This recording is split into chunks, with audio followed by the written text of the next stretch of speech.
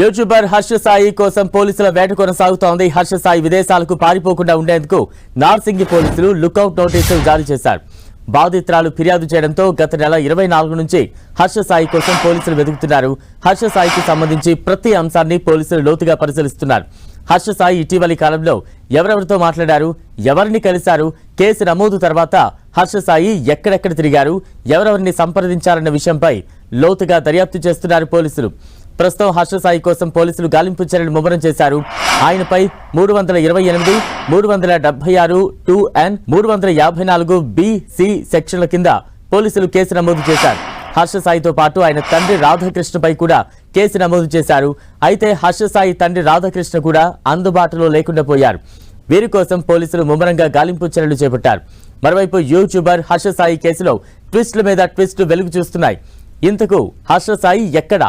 ఆయన లొంగిపోతారా, ఇంకా దేశంలోనే ఉన్నారా, లేక విదేశాలకు పారిపోయాడా, ఆయన ఎక్కడున్నారు, ఈ కేసులో పురోగతి ఏంటి అన్న అంశంపై సోషల్ మీడియాలో చర్చ జరుగుతోంది.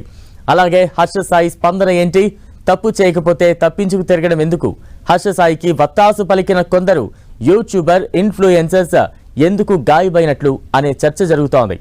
ఇక విదేశాలకు పారిపోయినా సరే హర్ష సాయి అరెస్టు తప్పదన్నారు బాధితురాలి న్యాయవాది నాగూర్ బాబు. వారి కోసం కూడా పోలీసులు గాలింపు చర్యలు చేపడుతున్నట్టు తెలుస్తోంది.